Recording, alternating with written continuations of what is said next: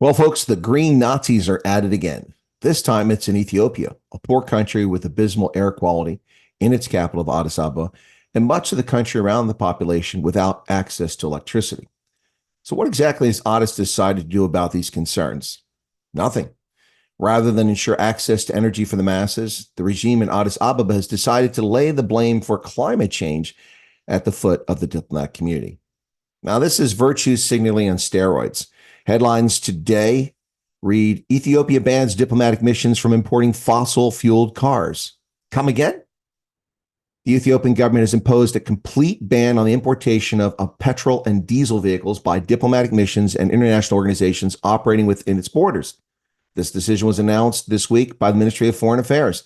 It's part of the country's broader push towards clean energy and environmental sustainability.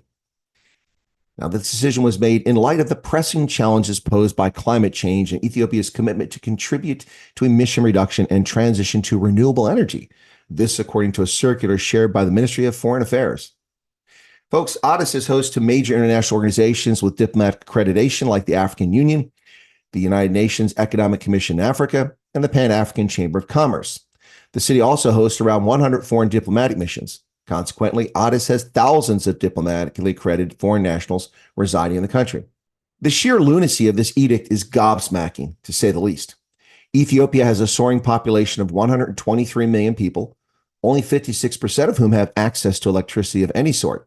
That means that 53 million Ethiopians have no electricity whatsoever, nearly the entire population of South Africa. When I lived in Addis as a diplomat less than a decade ago, electricity in residential areas was unreliable and dangerous, in no small measure owing to illegal connections to the grid, which authorities did nothing to end. Now, most diplomats are not especially well paid and could never dream to be able to afford an unreliable, overly expensive electric car. Those are the purview of the wealthy, not bureaucrats from Sri Lanka, Cuba, or Benin. This empty-headed virtue signaling effort by the same government that brought you genocide of Tigrayans, war crimes, and crimes against humanity is likely to force many diplomatic missions to review their ability to deploy personnel and equipment to Ethiopia. Imagine how much this will cost for a diplomatic mission. I mean, let's take the American mission for one. It's one of the largest, if not the largest, in all of Ethiopia. My time there, the American mission had somewhere in the order of 70 or 80 motor vehicles. Do you know what it's going to cost to replace those? And where are the charging stations going to come from, or the electricity?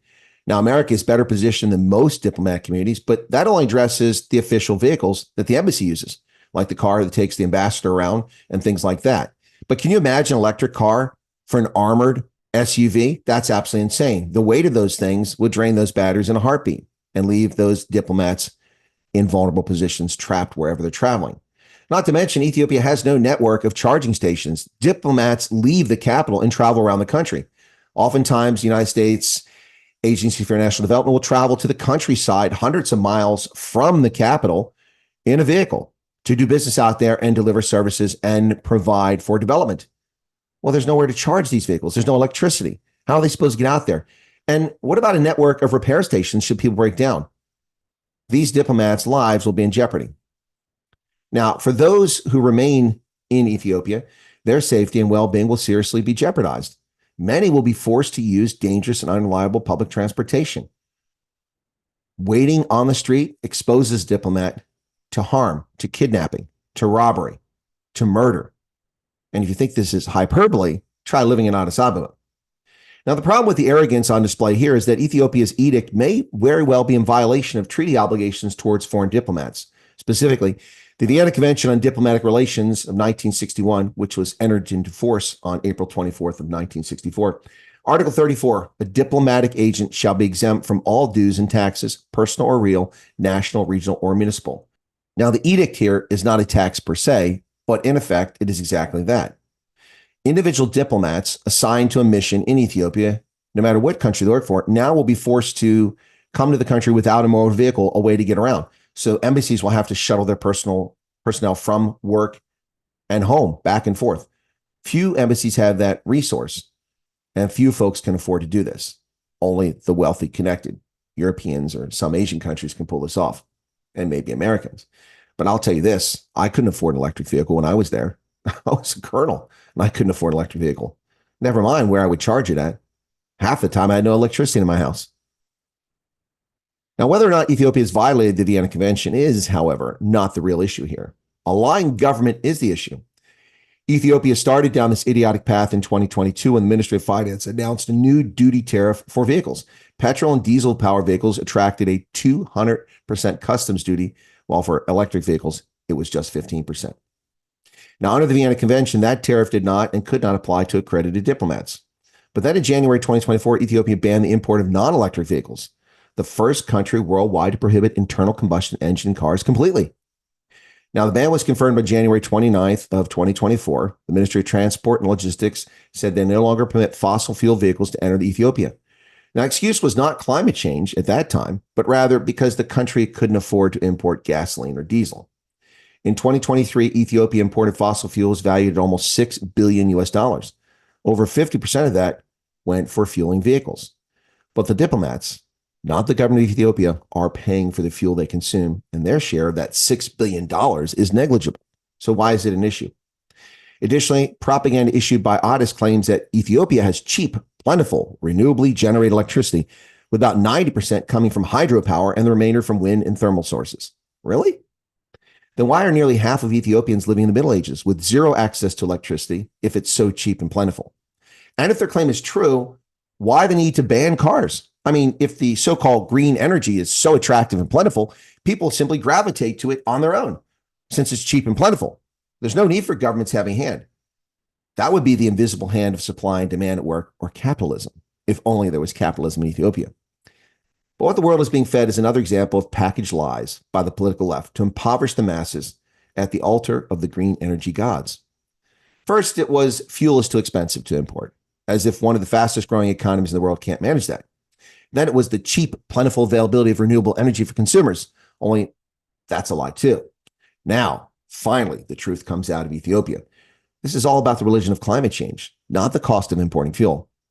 In a country of 123 million people where only 56% of the population even has access to electricity, it is comical, nay, perverted to issue an edict banning internal combustion engines. Had his Addis banned jet aircraft from operating at Ebola Airport? Nope. What about putting an end to deforestation as a consequence of charcoal production? Poor Ethiopians use charcoal as a primary source of energy. Destruction wrought from charcoal production denudes the landscape, releases more carbon dioxide than diplomatic community cars, and results in countless respiratory illnesses annually. Governments are formed by the polity and govern with our consent. When governments harm their citizens, they cease to be legitimate. Addis has gravely injured Ethiopians and now targets the diplomatic community. This is a country out of control. From crimes against humanity to no car for you, it is well past time for Prime Minister Abe and his merry band to leave office. Folks, this shows you what happens when governments govern and rule as if you belong to them, as if you are a serf. The Road to Serfdom, title of a book by Francis Hayek, is very appropriate here. Ethiopian authorities have made a foolish decision, and you know they're not going to abide by it. Do you think the Ethiopian military, all electric vehicles today, tomorrow, next year, 5 years from now? Not going to happen. Do you think Ethiopian government vehicles are all electric? Not going to happen. This is a way to steal from the diplomatic community. And there will be an uproar. And it's about time. Abe's government has gotten away with the murder, execution of Tigrayan soldiers, with a genocidal campaign against Tigrayan civilians, with starvation, concentration camps, with nary a word said by the international community. But now the international community is hit where they pay attention, in their pocketbooks in Addis. So will the international community make us think about this? We'll see. But what a foolish move by an idiotic government that has proven itself to be illegitimate for the people it's supposed to govern. Thanks a lot, folks. Be sure to hit the like button and catch us next time. Cheers.